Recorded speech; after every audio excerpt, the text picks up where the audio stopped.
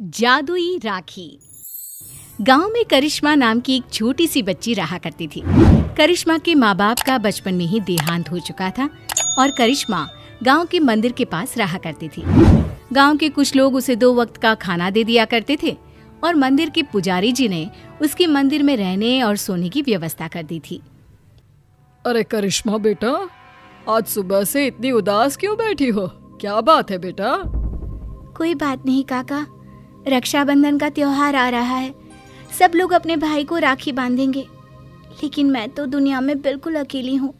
अरे बेटा, चिंता क्यों करती हो? जिसका कोई नहीं होता उसका भगवान होता है। ऊपर वाला है ना, वो तुम्हारी मदद जरूर करेगा। लेकिन भगवान असल में थोड़ी ना होते काका, भला वो मेरी मदद कैसे करेंगे? अरे बिटिया, ऐसे नहीं कहते। भगवान तो सब जगह होते हैं और देखना, वो तुम्हारी मदद भी जरूर करेंगे। पुजारी जी के जाने के बाद करिश्मा उदास होकर मंदिर की सीढ़ियों पर बैठ गई। उसे कुछ भी समझ में नहीं आ रहा था। तभी कुछ देर बाद मंदिर में एक साधु आते हैं। क्या बात है बेटा, तुम ऐसे चुपचाप क्यों बैठी हो? क्योंकि मैं बहुत उदास हूँ। इस दुनिया में मेरा कोई नहीं, मैं बिल्कुल अकेली हूँ। अरे, तुम्हें उदास होने की कोई जरूरत नहीं है। ये देखो, मेरे पास एक बहुत सुंदर फूल है। तुम इसमें धागा पिरोकर भगवान के हाथ पर राखी की तरह बांध देना। लेकिन उससे क्या होगा बाबा? उससे कुछ होगा नहीं बेटा, बस तुम्हारा अकेलापन दूर हो जाएगा और तुम्हारे जीवन में खुशियां लौट आएंगी। क्या सच में ऐसा हो सकता है? हाँ, रक्षाबंधन वाले दिन सुबह नहा धोकर मंदिर की जो मूर्ति है उस पर फूल की राखी बनाकर बांध देना। इतना कहकर साधु वहां से चले गए। अब तो करिश्मा बस हर दिन रक्षाबंधन के दिन का इंतजार करने लगी। 2-3 दिन इसी तरह बीत गए और रक्षाबंधन आ गया। करिश्मा सुबह सुबह नहाकर उस फूल में धागा पिरोकर भगवान के मंदिर पहुंची और उसने वो राखी भगवान की मूर्ति को बांधी। ठीक उसी वक्त वहां पर करिश्मा से कुछ साल बड़ा एक लड़का आया और उसने अपना नाम किशन बताया। अरे करिश्मा, तुम्हारी राखी तो बहुत सुंदर है। क्या ऐसी राखी तुम मेरी कलाई पर भी बांध सकती हो? वो क्या है ना, मेरी कोई बहन नहीं है। लेकिन ये राखी में जो फूल लगा हुआ है वो मुझे किसी साधु बाबा ने दिया था और मेरे पास दूसरा कोई फूल नहीं है। लेकिन मुझे तो तुम्हारे हाथ की बनी हुई राखी ही चाहिए, कहीं से भी लेकर आओ। अब मैं क्या करूं? भगवान ने बड़ी मुश्किल से मेरे जीवन में किसी को भेजा है। अगर मैंने किशन को राखी नहीं बांधी तो वो नाराज होकर चला जाएगा। सोचते सोचते करिश्मा मंदिर के बगीचे में पहुंची और वहां से उसने फूलों की मदद से एक सुंदर सी राखी बनाई और मंदिर में पहुंची। ये देखो किशन, मैंने तुम्हारे लिए बहुत सुंदर राखी बनाई है। नहीं, मुझे वही राखी चाहिए जो तुमने भगवान को बांधी है। लेकिन ये कैसे हो सकता है? वो राखी तो मैं भगवान की मूर्ति को बांध चुकी हूँ। तो कोई बात नहीं, वहाँ से वो राखी उतार कर तुम मुझे बांध लो और ये जो नई राखी तुमने बनाई है वो ले जाकर भगवान को बांध दो।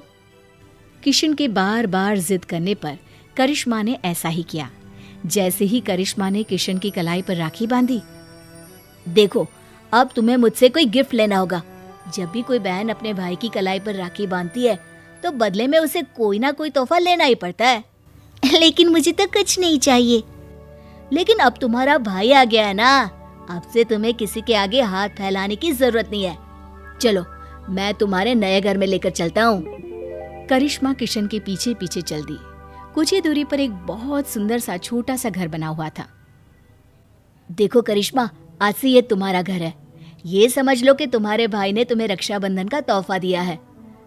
ये घर तो बहुत सुंदर है, मैं यहाँ पर रह सकती हूँ?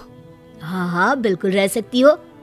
इतना कहकर किशन वहां से चला जाता है और करिश्मा अपने घर में रहने लगती है। उस घर में खाने पीने की सारी चीजें थी। करिश्मा बहुत खुश थी और गांव के लोग भी खुश थे। करिश्मा को रहने के लिए एक जगह जो मिल गई। कुछ दिनों के बाद किशन करिश्मा के घर आता है। देखो करिश्मा, ये तो जादू हो गया। तुम्हारी बनाई हुई राखी तो सोने के कंगन में बदल गई। लेकिन ऐसा कैसे हो सकता है? मैंने जो राखी बांधी थी वो तो एक साधारण सा फूल था। नहीं करिश्मा, वो कोई साधारण फूल नहीं था। अगर ऐसा होता तो वो सोने का कंगन नहीं बन जाता। लगता है ये साधु बाबा का ही जादू है। उन्होंने ही मुझे वो जादुई राखी दी थी। लेकिन मैं सोने के कंगन का क्या करूंगा? तुम इसे अपने पास रख लो, ये मेरे किसी काम का नहीं। किशन वो सोने का कंगन करिश्मा को देकर वापस चला जाता है।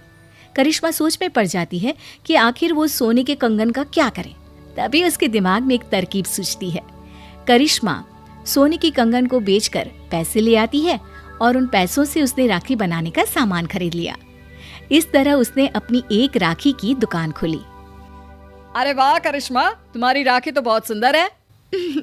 सारी राखियां मैं खुद अपने हाथ से बनाती हूँ और ये ज्यादा महंगी भी नहीं है। हाँ, ये बात तो बिल्कुल सच है। तुम्हारी राखी बहुत सस्ती और सुंदर है। सही कह रहे हो भाई। करिश्मा की बनाई हुई राखियां इतनी खूबसूरत होती है कि हम जिसे भी देते हैं वो खुश हो जाते हैं। अब दूर दूर से लोग करिश्मा की बनाई हुई राखियां खरीदने आने लगे और करिश्मा की राखियों की दुकान बहुत अच्छी चल पड़ी। एक दिन फिर से किशन लौट कर आता है। करिश्मा, मैं तुम्हें एक बात बताना चाहता था। हाँ बताओ ना भैया, क्या बात है? देखो करिश्मा, मैं उन साधु बाबा का ही एक शिष्य हूँ और उन्होंने ही मुझे तुम्हारे पास भेजा था। वो तुम्हारे बारे में जानना चाहते थे कि तुम कितनी ईमानदार हो, इसीलिए वो सोने का कंगन मैंने तुम्हें दिया था और तुमने उस सोने के कंगन का उपयोग एक अच्छे काम में किया है।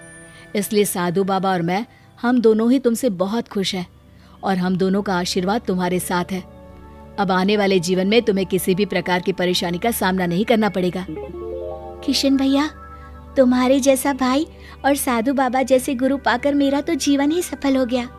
मेरी मदद करने के लिए बहुत बहुत धन्यवाद। आपकी दी हुई जादुई राखी ने सच में मेरा जीवन बदल दिया।